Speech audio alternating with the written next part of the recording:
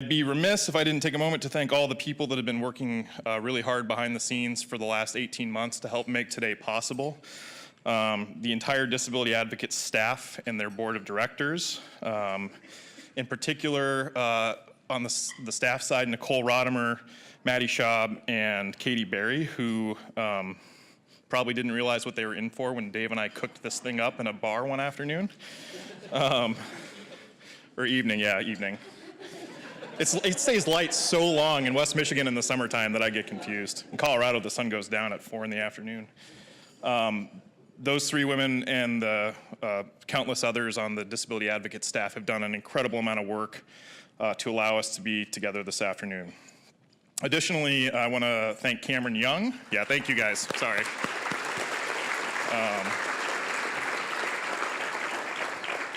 I want to thank Cameron Young for agreeing to be our Master of Ceremonies this afternoon. And then want to give one more round of applause for all of our generous sponsors and table hosts that have allowed us to be together today.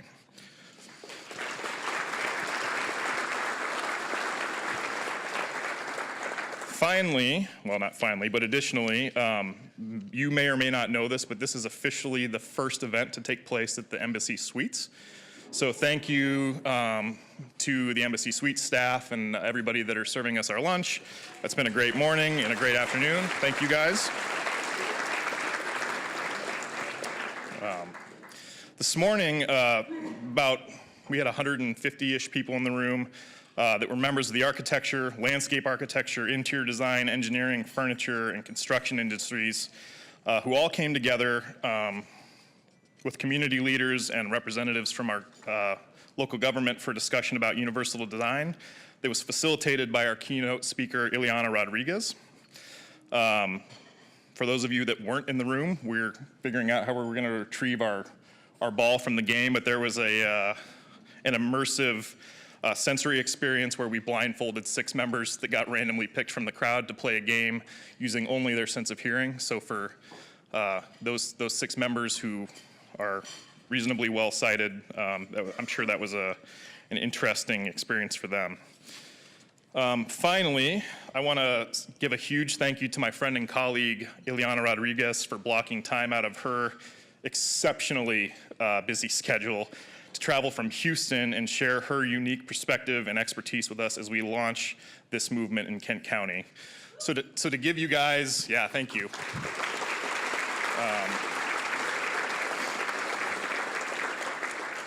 And there tends to be this like pop culture event where everybody talks about how busy they are. I can tell you, like when she says it, she's not just saying it to say it. She just got back from Japan via LA. When she goes home from Grand Rapids, she's gonna go home to Houston, switch her bag, and then she's flying to Lima, Peru. From Lima, she's going to Frankfurt. And then from Frankfurt, she's going back to Panama before finally returning to Houston about a month and a half from now. So like, she is a person that is in high demand internationally and is constantly on the road. We were joking last night, she actually doesn't even have her TV plugged in at home. So Ileana and I met back in 2012 while she was training for the 2012 Summer Paralympic Games in London. She was a resident athlete at the Olympic Training Center in Colorado Springs, and she told us a story this morning about how she came to be a member of our design team on the work we were doing in Colorado Springs, which is fascinating, and I'll get into that in a minute. But she ended up being just a critical member to our team, and for a lot of us, it has, her impact and influence on that project has led to decisions we make as architects for the last 7 years. I know for me personally, so much of her influence is something that I try and implement every day in our practice. And there were several projects, not just the one that's on the screen. There were probably 9 projects on that campus that all focused around athlete life, accessibility, in addition to how you get visitors in to experience those spaces. I think it's probably safe to say that in 2012, when we were 1,200 miles away and it was like 70 degrees most of the year in a beautiful space with great views of the mountains, that neither one of us thought we were going to be here talking about universal design in Grand Rapids. I'm thankful that has come to be, however, and like I said, I'm truly appreciative of the impact she's had on my career personally. And her influence, again, can be felt through our practice every day. So she's going to get into her story, so I'm not going to go through the point-by-point things that are simply part of what defines Ileana, but I did want to give you some additional context. She's a Cuban American, immigrated as a child from Cuba to Miami, went on to graduate from Florida International University with a bachelor and master's degree in architecture. As I mentioned, she competed as a member of Team USA at the 2012 Summer Paralympic Games in swimming. For the architects and designers and contractors in the room, you'll probably have a better appreciation for this than the general public possibly, but she went on to found iDesign Access, a global design firm in a profession that is notoriously non-diverse and male-dominated. So to give you some perspective, in the US alone, female firm ownership in architecture firms is less than 1%. So less than 1% of the owners of architecture firms in the United States are women architects. And when you extrapolate that data out to a female person of color, Ileana might be she might be the only one, frankly, in the country. She's presented at TEDx. She was invited to speak before UNESCO, the United Nations Education, Science, and Cultural Organization in Russia. And if she wasn't busy enough, she is a volunteer commissioner for the Houston Planning Commission. Those of us in the industry can probably appreciate what a thankless job that is on top of everything else she's doing, but also very important. So the point of sharing all of these snippets of information with you is that I believe that she really is kind of the proverbial unicorn when it comes to architecture and design. She represents a voice in a profession and an industry that is notoriously non-diverse, and her lived experience, professional expertise, and passion for this kind of work makes her unique. And I think that's why you see her traveling the world, because there just aren't a lot of people that can provide that kind of perspective. So I want to really drive home to all the people in this room that this is really a unique opportunity to hear Ileana speak. And I know feedback we got from some of the design and construction community after the morning event was like, wow, this is needed. Like, these are conversations that we need to continue having. So, with all of that said, I'd like to invite my good friend and colleague, Ileana Rodriguez, to the stage to share some of her story and officially kick off the Absolutely Accessible Kent event for disability advocates.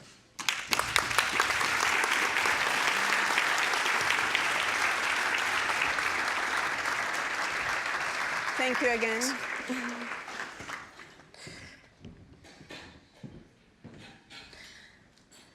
Hello, everyone.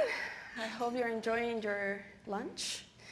Every time John does an introduction of me, it makes me really scared. Because he makes it seem like I'm a rock star, you know? It's actually nice, if you think about it, you know? As long as I don't start being all full of myself, it's all good. Well, thank you very much for the ones that I recognize that listened to the talk this morning, and they're still here putting up with me. That's quite brave. And for those of you who are new to the crowd, well, I'll tell you a little bit about myself, my story. This morning I had the opportunity to discuss a little bit about the projects that I have been lucky to work with, and speak a little bit about my experience as a designer. But now it's a little bit more about how did I get here? Well, as John said, I was born in Cuba. Don't worry, I'm not talking about my childhood experience the whole afternoon. But I was born in Cuba, and I think it's always important for me to remember this, because this is my roots, right? And Cuba, for a person with a disability, is a very tough environment. It is a tough environment because culturally, we're not prepared, simply. You have a disability and you should stay in your house looking through the window. That's for the rest of your life. And when I stopped walking, I was not born in a wheelchair. I was a ballet dancer. And I stopped walking at the age of 13 because of a malformation of the spine that nobody knew that I was having. And it developed then. It was sort of like a stroke at the level of the spine. And my parents, I think, were very clever, because my parents never told me if I was a disabled kid or an able kid. They didn't define me. They just let me do as I thought I could do. Well, now my mom is praying every week that I'm okay in an airplane, right? So what happens is that in Cuba, that's not the mentality that everybody has. So I had to find a way to go to school because I wanted to graduate. I was in a wheelchair, but I wasn't dumb. You know, I could study, I could think. You know, the wheelchair doesn't define people. And I had goals. I wanted to go. I remember my dream as a kid was to go to the University of Havana, because all the fancy people would go to University of Havana. So I wanted to, but every time I would look at the steps, I'm like, I don't know how this is going to work out, but we will go to the University of Havana. And when I stopped walking there, I think the best story I had as a kid that showed me that I could pretty much do anything was that I went with my cousin, who was very crazy. I went with my cousin out with these nuns that would take kids on field trips in the summer to go to this park in Havana. There was nothing on this park. It was dead, you know, other than horses. I had 5 Cuban pesos in my pocket. Nobody knew this. So I escaped from the nun, who thought I couldn't do anything on this park. I grabbed my cousin. I didn't have enough balance to like stay myself on top of the horse, and I knew this. And my cousin was very skinny as myself, and I told her, we're getting on this horse, you know that, right? She's like, are you sure? I'm like, look what I got here. Don't you think that that guy with this 5 Cuban pesos is not gonna carry me on that horse?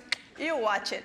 I came, I grabbed of course I did it. The guy agreed just to carry me. I pay him $5. Who does business like that, right? Got on my horse, put my cousin behind, and we passed by the nun. Oh my goodness, this lady, well, of course I was in trouble for the rest of the afternoon. But the lesson learned is that there is always a way of doing something, you know? You just have to be willing to do it. So we moved to the United States, where I started high school. And the first encounter I had in high school was with a swimming coach who asked me if I wanted to swim for the school team. And I'm like, coming from the Cuban culture, my idea was that I had to pay somebody for me to find accessibility, right? And this guy coming to me and telling me, yeah, you can swim with the rest of the team like anybody else, was a whole new concept. So I look at him and I'm like, no, I don't walk. I cannot swim with your team. And he's like, I'm asking you to swim. I'm not asking you to walk. And they told me that you know how to swim. I'm like, sure, I'll swim. So I joined the team, and I ended up doing the 500 meter. Of course, I had to be very patient. No legs, 500 meters. You gotta wait some time there. But the important thing was that they needed someone that would finish the race to be able to get the points for the team if the team would win first place. You needed to have 2 swimmers to be able to get those points for the team. So my job was not to get a gold medal. My job was to secure that point that somebody else was gonna get. So I was part of the team. I was really a team player. They were not just doing a good heart thing, feeling because, you know, the poor girl in the wheelchair should swim. So with that lesson there, that I was the one putting myself, even though in Cuba I was that clever to pay this guy, now in Miami, I was stopping myself and looking at myself like a disabled person. So I was labeling myself because I didn't want to join the team because I couldn't walk. But when this guy tells me this, I learned a whole new lesson. I'm in a country where I can do whatever I want. Now it's for real. So,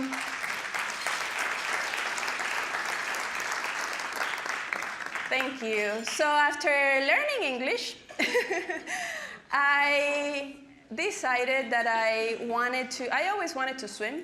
I wanted to compete at the highest level of swimming because I loved it. And I was lucky enough that swimming for this high school, another coach approached from a private team and asked me if I wanted to join the private club. And I'm like, are you kidding me? My mom, if I give her this news, she will kill me.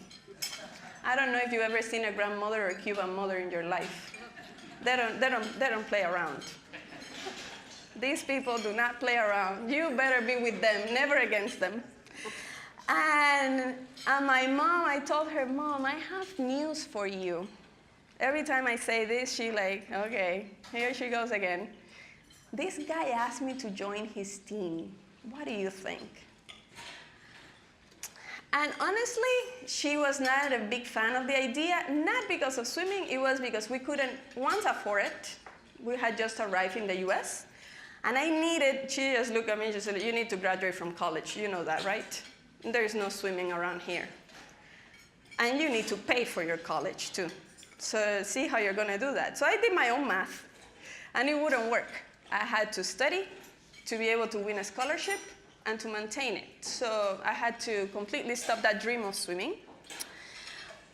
But after 2 years, I was like, you know, I don't like the idea of just having a dream and not trying at least.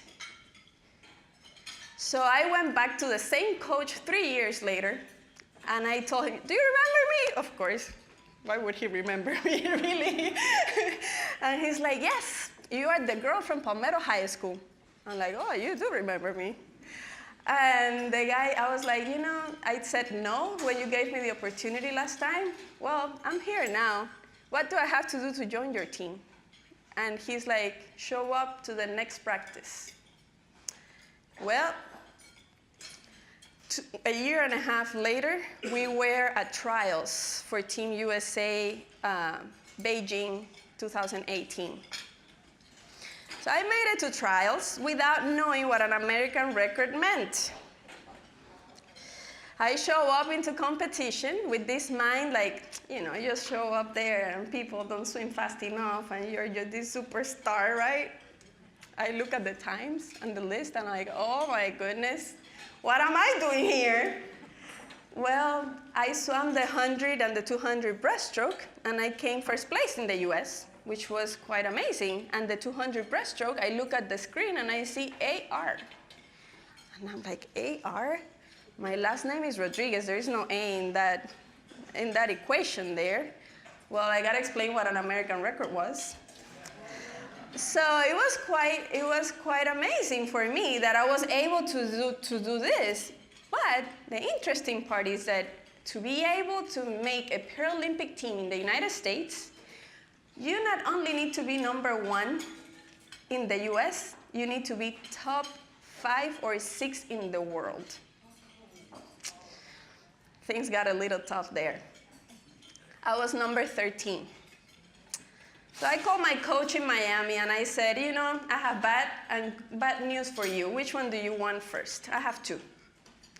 And the guy is like, whatever, what are you gonna say? You know, he was very proud that I made it that far. I'm like, one is that you're gonna have to put up with me for 4 years because we're gonna try this again. And the other one is that I'm number 13 in the world. And he's like, are you kidding, Ileana? Like, are you upset? Because I'm like, well, because we didn't make the team. I'm like, well, I'm 13. In my mind, I did the math right. What it would take in 4 years to become 5. You know, if we do it right, it's a possibility there. So I started swimming, and 2 years after this, I got elected to go to train with the resident team in Colorado Springs. And that's where I met John. Now, picture this. Remember where I was born? Living in Colorado. In Colorado, nothing moves. The mountains don't move. And in Colorado Springs, nothing happens. This place is as boring as it can get. And I'm sorry if there is anybody here from Colorado Springs, we can talk about it later.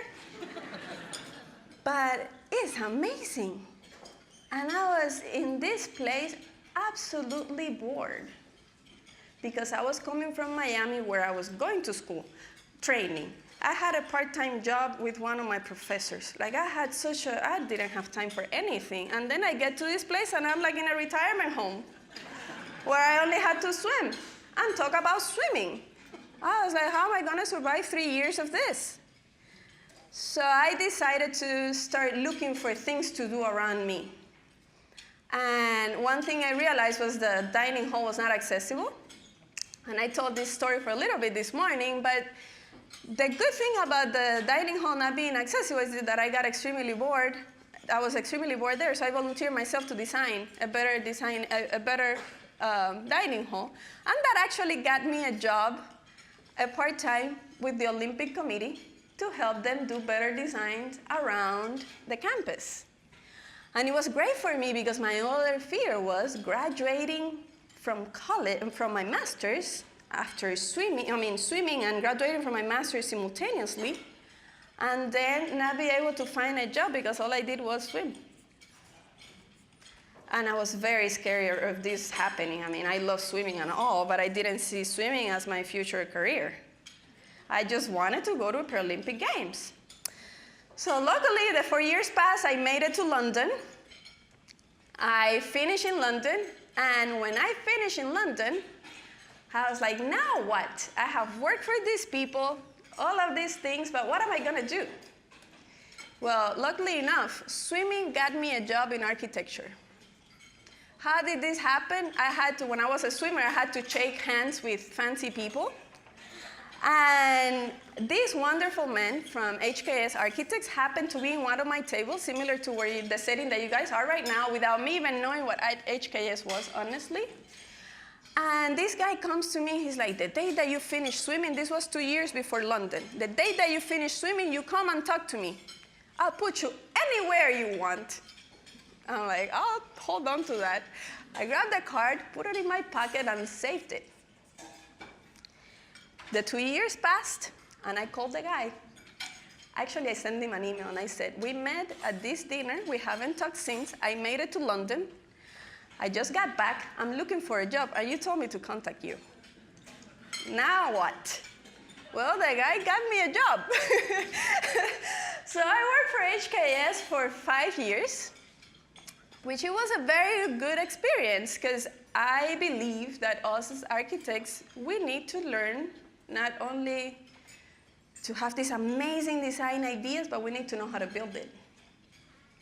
And that you need to learn hardcore that early in your career. And that's what I went through. I went through that process, and it was painful. It was painful because I didn't like it. I didn't like sitting in front of a computer just doing Revit all day long, and I couldn't understand why these people would make me do this all day long if I had gone to school to design pretty buildings, and all I was doing was bathrooms for 3 months. It's like, I'm not liking this. And I learned pretty quickly that I was trying to bring ideas, innovative ideas about inclusion, innovative ideas about design, and it was very hard to get through my team of designers and architects. It was very, very, very tough to convince that this was the right thing to do. But the important thing was that after 5 years of struggling, sometimes succeeding, sometimes not succeeding, I was like, you know, what I really need to do is do it myself. Do it myself and go for not be afraid of failing, because you always take the risk of failing when you try to do this type of moves. But the worst that can happen is that I have to apply to another company if things don't go well, right? So I decided to do iDesign Access. So I did iDesign Access simultaneously to a certain extent, because I needed to transition from one to the other. But iDesign Access was no conflict whatsoever, because I was doing something that they didn't want to do, clearly. So all I was doing was helping clients, not even architects, just helping clients to realize what they needed to have in their building to make it work. So I have been doing this type of I've been having this type of conversations and design push for like the past, I want to say 3 years. And fully on it for a year and a half now.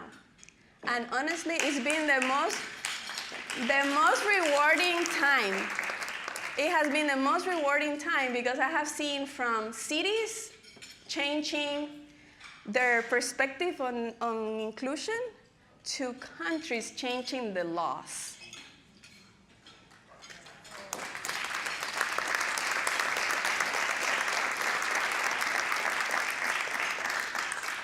And changing the laws, for us here, we take it for granted. We take for granted what we have. But in some of these countries, it brings me back to where I was born. It brings me back to that time when I was looking out a window, thinking that I was going to be that lady that lived in my neighborhood for many years, in a wheelchair, me being a kid, and always coming to say hello to Yamina because it was the right thing to do, because her family was a friend of my family, and Yamina was extremely bored behind the window. So everybody would come and say hello to her, like if she was a painting. And it always struck my attention, and when I stopped walking, this was a big fear for me. So when I go to countries now where they change laws, where people start to have more rights, where perspectives start to change, and I haven't been on this that long, I think we have a lot of opportunity to do great things. And not only myself because I'm in a wheelchair, I think anybody can support this. And support it from a business perspective, because you can start employing people with disabilities. And I'm pretty sure they'll stay with your company. If you give them the opportunity, I'm pretty sure they would stay with your company. It's very funny that HKS offered me to stay. They didn't want me to go, which was very nice of them, and I have a great relationship with them. But not only that, my boss came to me one day and asked me if I knew anybody else with a disability that they could hire, or if I knew anybody else in the Paralympic team that had the same background that they could hire, because they found value. So I think it's an opportunity that we have in this country, that we're more advanced than many of other countries in the world, to start thinking of diversity, to start thinking of inclusion as an opportunity, from design to business to our society, government, everywhere. Because all of our experiences and opinion are different, and it depends on what the experience that we have and our backgrounds are. You're going to bring something new to the table. So this is kind of my story, and I am more than honored to share with you today, and I hope we see more inclusion happening in Grand Rapids, and maybe Grand Rapids become something bigger within our own country in terms of inclusion. Because I think this type of conversations should start happening very soon and more. Thank you very much. I really appreciate, and thank you for Accessibility of Kent County for having me here.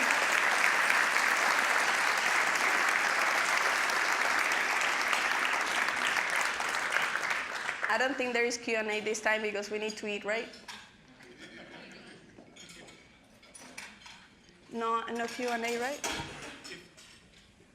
Any one or two quick questions as Cam comes up? I mean, you have to be flexible. It's inclusive design. I'm fine. All right, bueno. But Ileana's going to be, I'll mention that. I'll be around. That's what he's trying to say. I'm not going anywhere. So if you have any questions or want to talk to me, feel free. Thank you.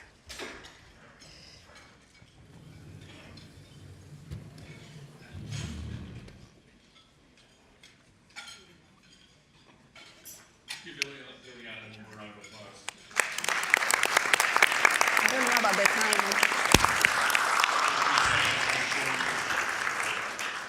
So now let's transition from a morning of learning to how we should be designing for an inclusive city, to get a glimpse of what one local firm is already doing with universal design. We're really thrilled to have Mike Perry from Progressive AE here to speak with us a little bit this afternoon about our local community and how they're helping to make it more inclusive for everyone. So Mike is a licensed architect, principal, and executive vice president of Progressive AE. He also serves on the board of directors for the Global Universal Design Commission. where he was a reviewer for the current Universal Design Standards. Mike was the principal architect for the Mary Free Bed YMCA, which is a fantastic building. Hopefully you've had a chance to get out there and see it. It was the first project in the world to be certified by the GUDC in 2015. His passion for universal design has resulted in many speaking engagements like he is here today, and he provides client leadership and mentoring for individuals within the growing universal design field. So really glad that he's here today to speak a little bit, and we'll please welcome Mike.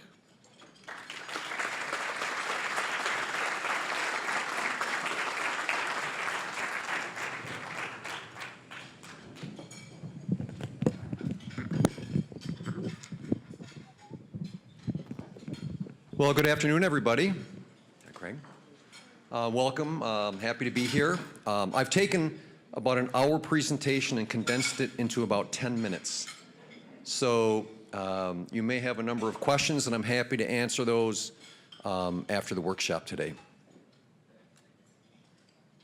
So I'm just going to talk a little bit about our journey with universal design, particularly here in West Michigan, but then talk a little bit about some of the other engagements we're having around the globe. Well, I was hoping this would come off, but it doesn't. So we've heard a lot from Ileana of universal design, and it's clearly a movement. And what we believe is it's really a process that enables individuals, really about removing physical and social barriers. I think that's really, really important, the latter part of that, to remove the social barriers. And we've seen improvements, and I'm going to show you some of those at the end. We've seen improvements in these areas. And the last bullet you notice is also the economic measures.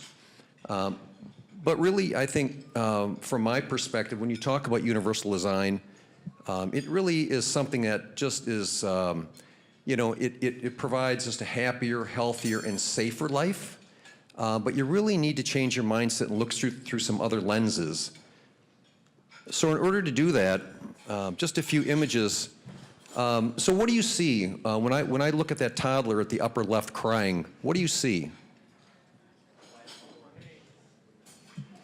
I see a toddler that just ran into a glass wall because there's no tactile warning. And remember, toddlers are running forwards and looking backwards. And what about the image on the lower left? We have these in offices today. These are the stand-up tables, but this is the view from somebody seated in a wheelchair. So you can see the barrier, and again, it's a social barrier. They can't participate in the conversation. And what about the image in the middle? This is a growing trend. Somebody walking with a cell phone who may run into that column because the column is the same color as the wall, and they're not going to notice it. And on the right is an image of somebody with a visual impairment. They can't distinguish between the light carpet and the glass wall. So again, just some lenses. And what do you see here? What lens do you view this through? So the two on the bottom is really, and Lady mentioned it earlier, it's the growing demographic. These individuals want to maintain their independence. They've been independent their whole life.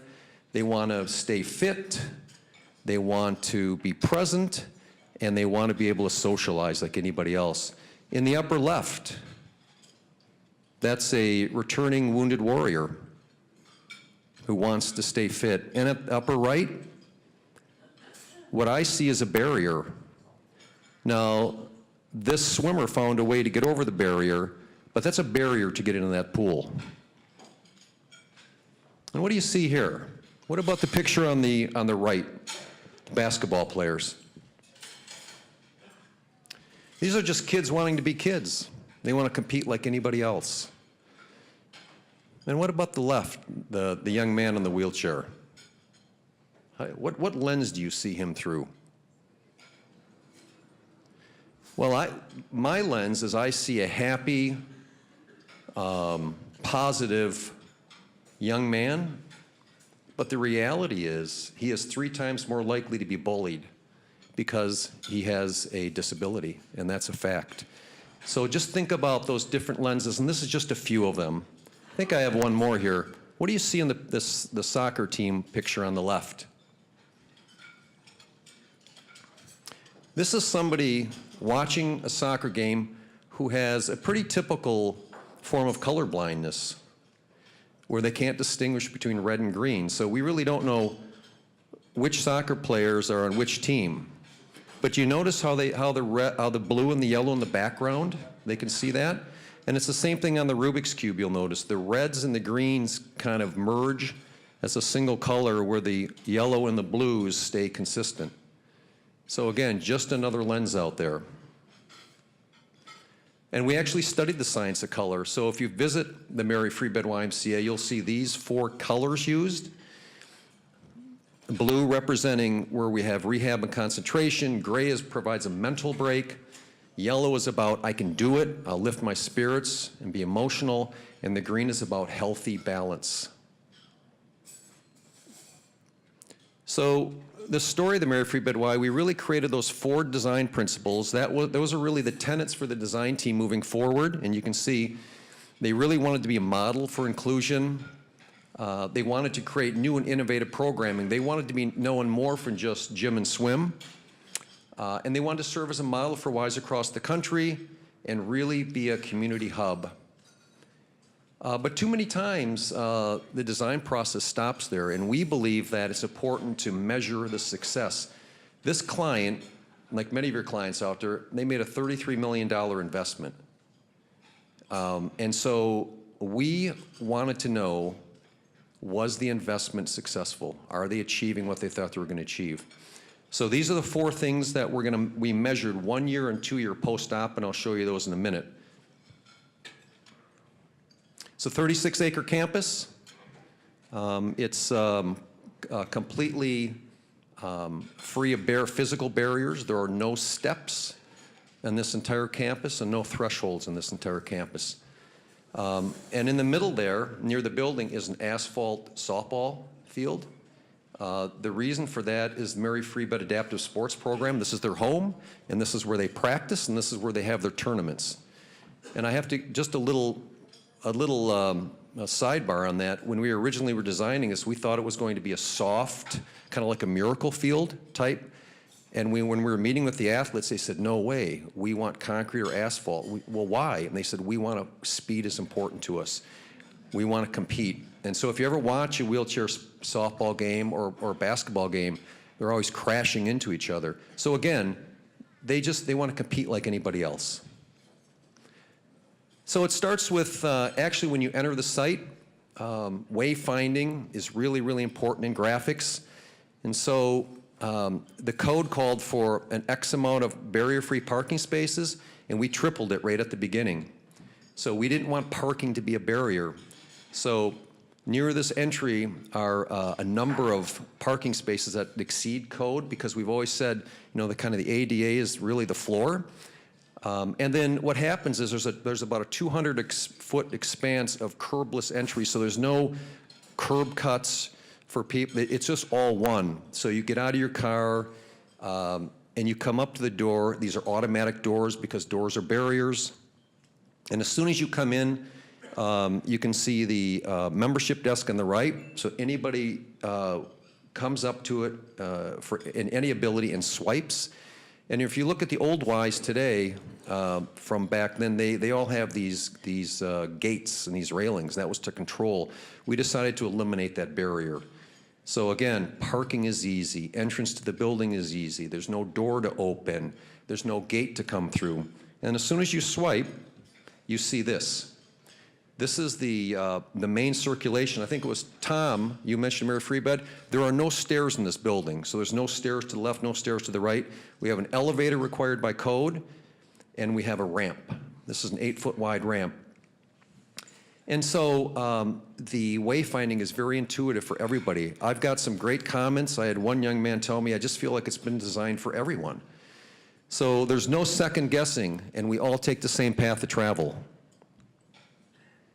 And you can see here's a couple of comments about it, and it really is about promoting equality, not equal access. And the other thing is a safer solution. Do you realize that 80%, almost 80%, of accidents in buildings happen on stairs? So the insurance provider for the YMCA really liked the solution. This is a true story. I was at the YMCA yesterday downtown, David D. Hunting with the big stair, and I was meeting with the Property and Maintenance Committee, and they said last month they had 11 accidents on that stair. So just something to keep in mind that eliminating stairs is not only a great form of equality and a great way to brand your organization, but it's also safer. So this is the ramp viewed from the exercise floor, and you can see that it's pretty easy to see. We used gray, getting back to the colors, gray in the foreground, gray in the background. So just about anywhere in this building, you can see that ramp. The picture on the right, if you notice the two different flooring colors, kind of the gray, the light, the gray, the light, code doesn't say you need to change the color on ramps or stairs, but that is a very simple visual cue to alert individuals that there's a level change coming up. Because in ramps, and I've talked to a number of airports where they have beautiful ramps on the inside, they have to have them, but many times they're all one color. And many accidents in airports happen when people stumble when they hit that flat spot because they don't see it coming up. So this is a way to provide a visual cue. And imagine looking at a cell phone walking down this or in a hurry to get to your exercise class. So a really simple strategy. It doesn't have to cost more. And there's an area of respite at the prow. People come down this ramp and they can take a break. They can see who's on the machines. They can see who's on the basketball court. They can say hi to their friend. So it's a great way to kind of socialize and orient yourself and provide an area of respite at the same time. No transition strips in the building. We did a really thorough job of the slab depression plan. And I met with the concrete contractor before they started and explained why it's 3 inches depressed for the wood, 2 inches for the mud set tile, 1/2 inch for the rubber flooring. And then when I was done, the concrete contractor said, now we know what you're trying to achieve here. And if we wouldn't have done that, they wouldn't have taken ownership of it. And so this whole universal design journey is not just about the design, it's also about implementing it properly. Because I guarantee you, if I didn't have that conversation, we would have been grinding concrete, filling concrete to get that flush condition. So this is Pat. Pat's a friend of mine. The other really important thing to do is, if you think about it, 10 years ago, if there was any accessible equipment, it was always off to the side or in another room. We integrated it amongst all the equipment here in this facility. So Pat and I use that same Cybex chest press. And Pat has become a friend of mine. I've got a chance to know him. And it's a really simple thing. The little yellow handle on the bottom right, you pull it up, the seat moves out of the way, Pat rolls in, does his bench press, he rolls out, I put the seat back in, I do my bench press, and we get a chance to know each other, and Pat is working out like anybody else.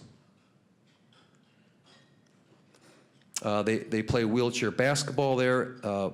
One thing to keep in mind on the right is a wheelchair storage room, because their sports chair is not their day chair.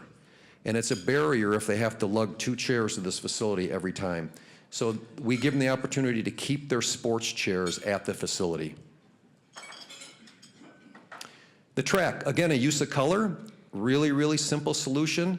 On the inside lane, you'll have individuals, you'll have mom and dads with toddlers, strollers, you'll have individuals, canes, you'll have wheelchairs, you'll have walkers, you'll have people oxygen tanks, but they're all using that inside lane, first of all, because there's railing there, but more importantly, is that those crisp lane colors help define and provide a visual cue for people to stay in their lanes.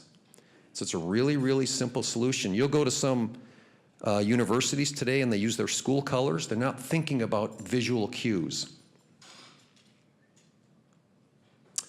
On the left, this is Judy.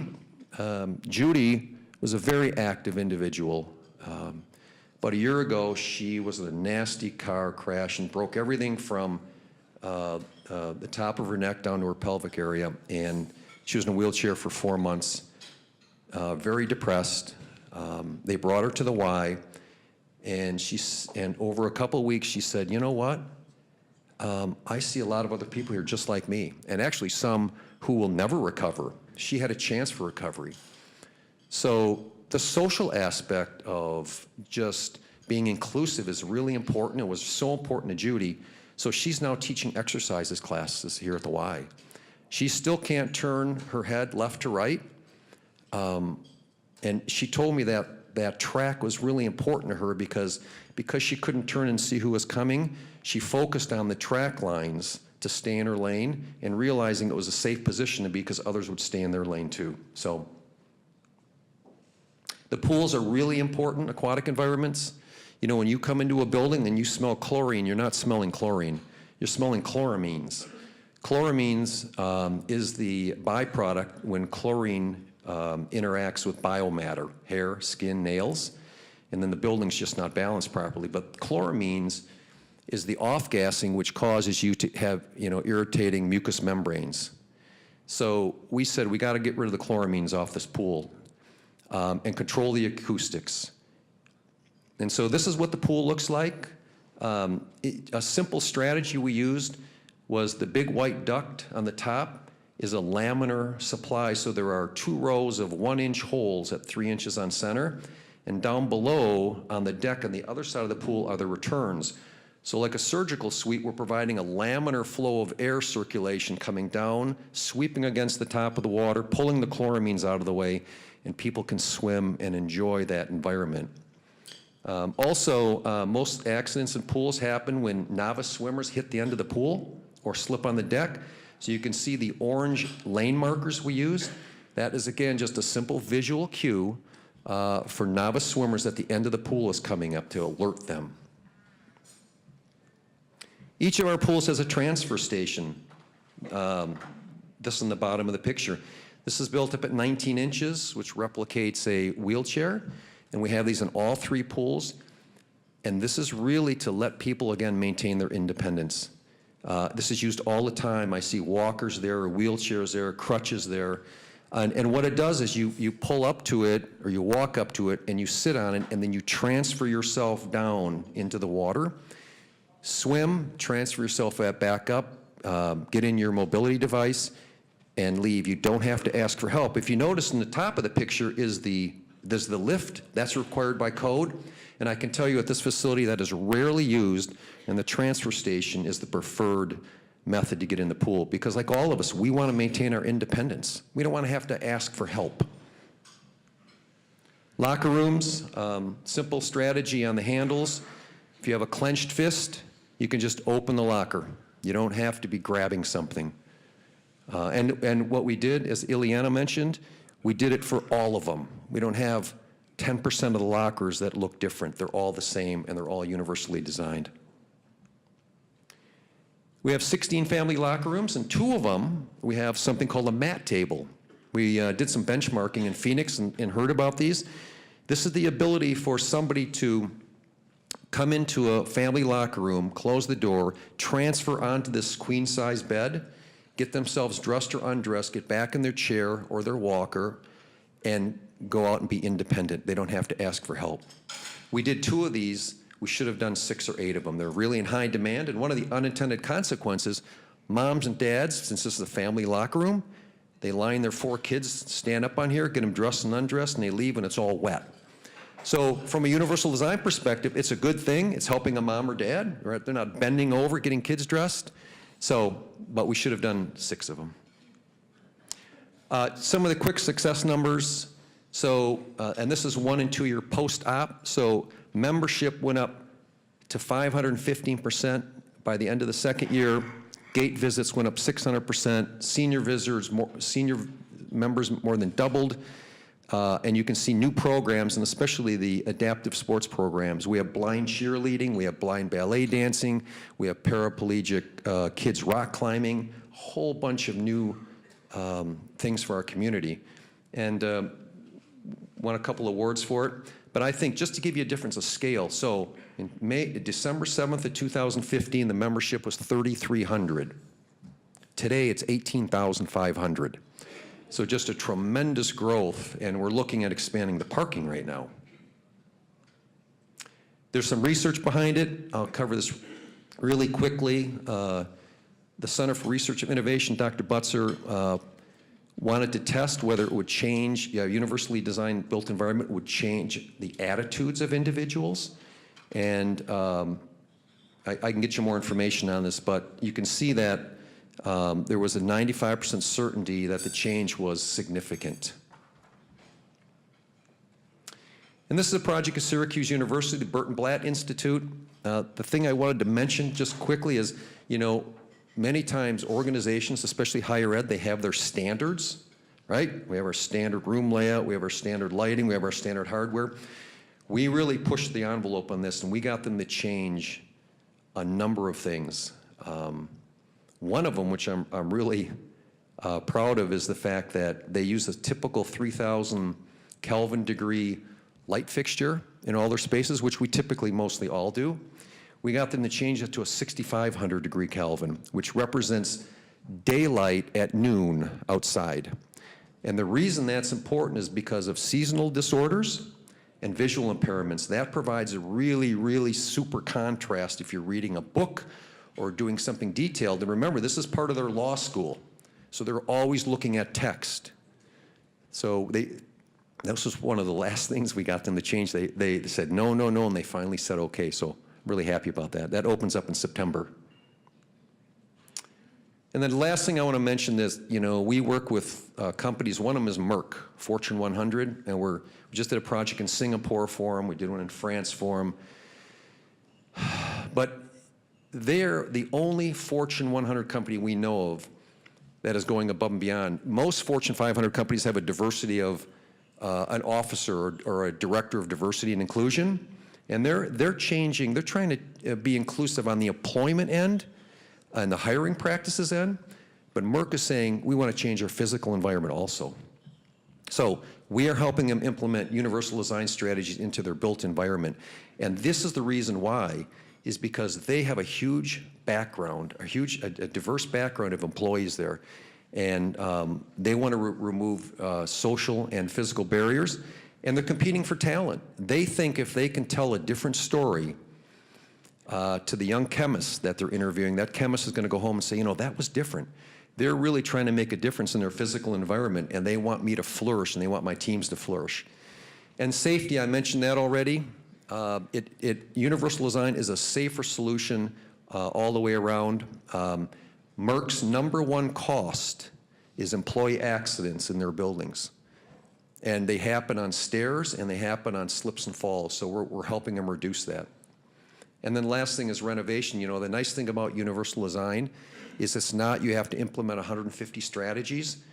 There's a series of strategies, and you pick a dozen of them, and you do it really, really well. For instance, if I went into a 4-story building, existing building, and we have a project like this right now, we're not going to take the stair out and put in ramps, but we're going to do lots of other things. Because taking out the stairs and putting in ramps in an urban, tight footprint building is just not practical. So again, it's a framework of strategies you can pick from and do them really well. So that's it. Thank you very much. I apologize. I know I was rushing, but I had 10 minutes, so thanks again. All right. I have no slides, but yeah, thank you. Once again, thank you, Mike.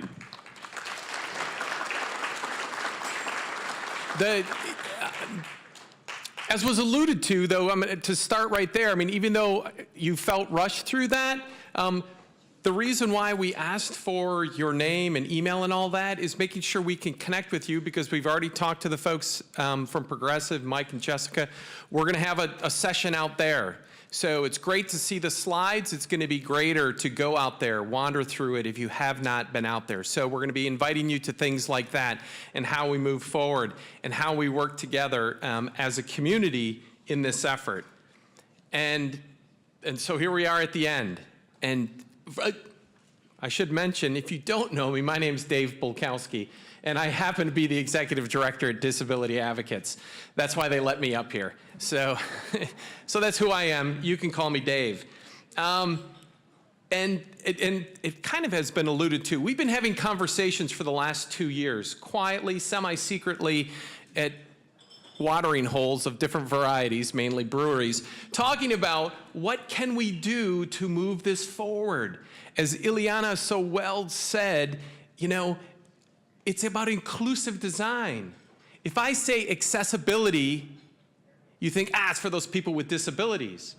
And even when I say universal design, it's like, but if I say inclusive design, that's all of us. All of us need to be included as we come together, because that is the second half of our vision at Disability Advocates, is to create accessible and welcoming communities for all.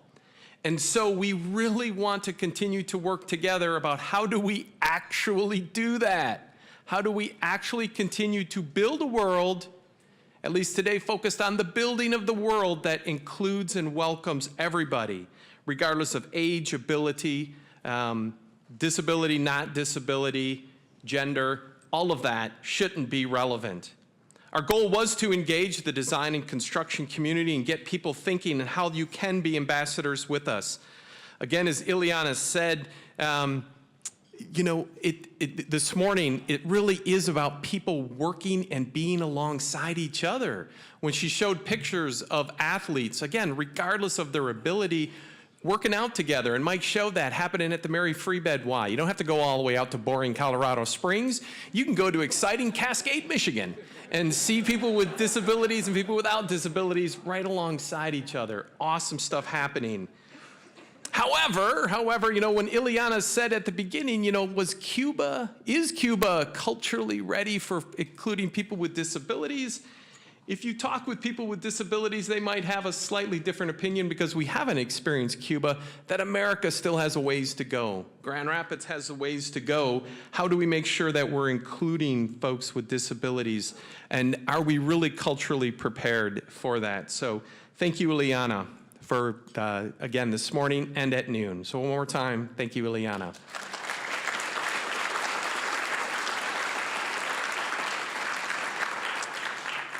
I mentioned the upcoming road trip all the way out to Cascade, so once again, give it up to Mike Perry and the team from Progressive AE for their fantastic work in Cutting Edge.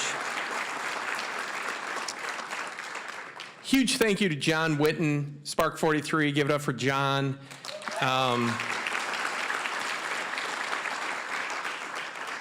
It really was a beverage in the evening, not the afternoon, that to come up with this idea of coming together. And I hope you agree with me that what Ileana and Mike have helped us talk about, reaching for our goal, is something that you want to be further engaged with. A quick set of additional thank yous. Thank you to all of our sponsors. They've been listed. They're on the cards. Take those home. Thank them when you have opportunities, because we're here because of our sponsors' support. Another individual, did she disappear? I should have, oh, there she is. Gail DeBrine, Kendall College of Art and Design. Gail, who quietly facilitated our conversation. So a huge thank you to Gail.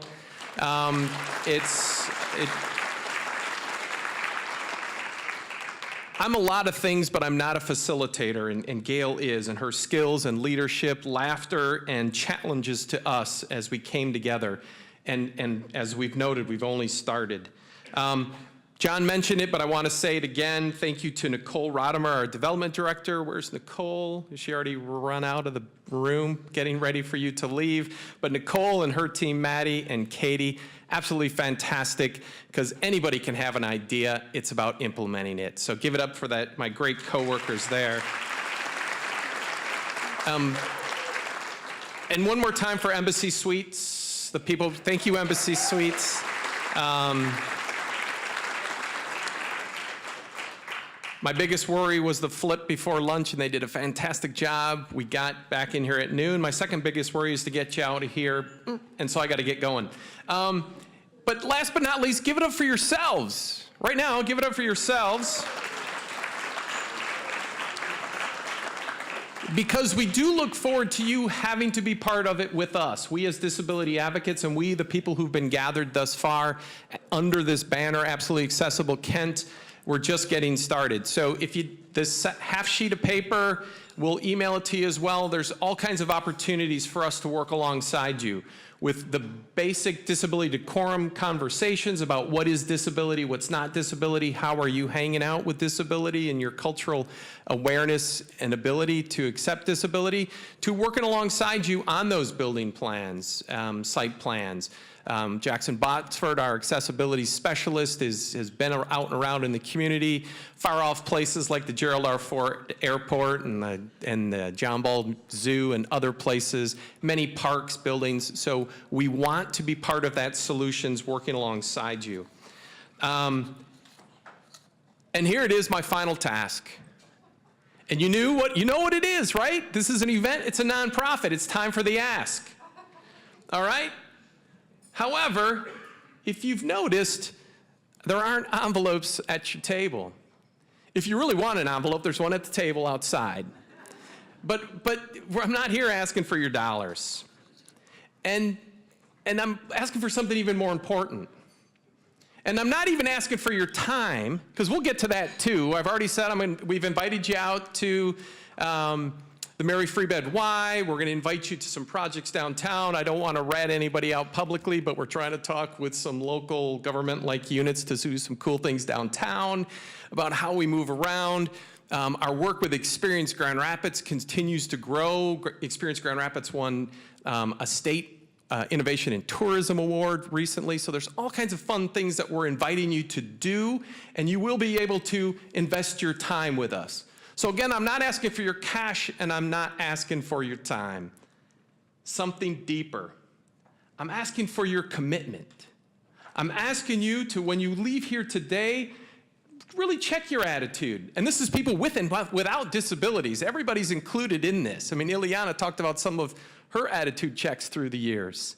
That it's real. We all as humans, you know, I practice being judgmental every day, all the time. You know, what is your attitude? That's what I'm asking you to do. Check your attitude and look for that inclusive attitude, bringing everybody together, and we're going to have an awesome community. So one more time, give it up for yourselves for being here.